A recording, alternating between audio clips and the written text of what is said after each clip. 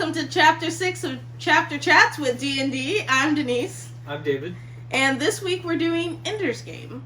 We figured, David, this is like one of David's favorite books, so this is kind of like our Christmas present, like just talking about one of our favorite books. Over and away my favorite book. Well, his favorite book. I do like it a lot, but I wouldn't say it's probably one of my favorite books. It's good.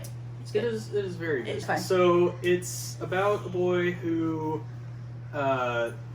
is a genius, and the government is trying to come up with a leader for its fleet that is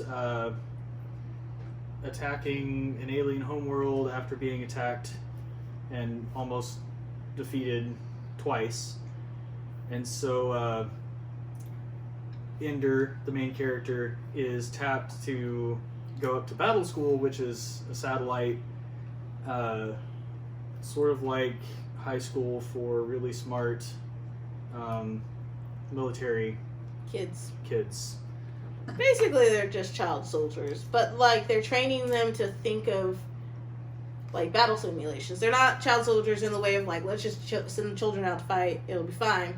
But more of like using their innovation and ideas. And to be fair, they're not Understood. children for the whole time. They start when they're 6-ish, and then they're just in the school for the next 6 to 8 years, and then they go to essentially high school for another few years. So they're at least 18 when they get out, and then they're in military positions once they've graduated. So I really like this one. I would give this one probably 4 deb heads. 6 deb heads. Well, that's not even I gotta make a new graphic now. Carry on. But as previously stated, like one of David's favorite books. Yep.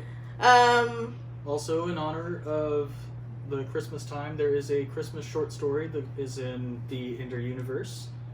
War of Gifts. Something about gifts. It's a short story. Also pretty good. Yeah, I mean, I think it's a really good one. It's very sci-fi. Like, this is like, I feel like the epitome of sci-fi for Probably. kids, kind of. Like, it's not like you have to be a kid to read it, because I read it and I still thought it was really good. Mm-hmm. And it's a lot of depth in character, and his siblings actually are also very involved in the world, because he has a brother and a sister. Yeah. His sister's like really sweet, and his brother's kind of a psychopath. Yeah, so the government initially wanted his brother, but his brother was a little bit too much of a psychopath, and so they asked his parents to have a sister, and then she turned out to be a little bit too empathetic. Yeah.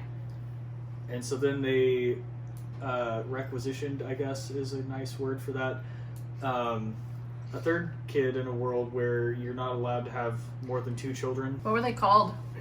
Weren't they called something? The thirds or something? Yes, thirds. Okay. Good job.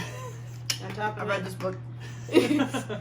But yeah, and so they go about kind of being political figures, Mm-hmm. but like on the DL, because they don't want people knowing they're kids. But they are like prominent figures in the world of politics. Mm-hmm. And Because on the internet, it's however you put yourself forward, so they don't know that they're kids. and they both are very smart. Like, Yeah. they are geniuses as well.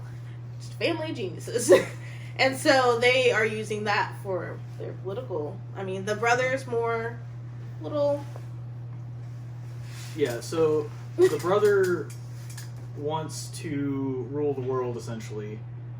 I don't think this is in Ender's Game specifically, but in the Shadow series, the next couple of books... Wait. Okay. Too far.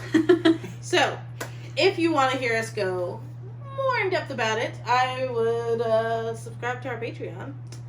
We'll definitely just do that anyway. I mean, yes.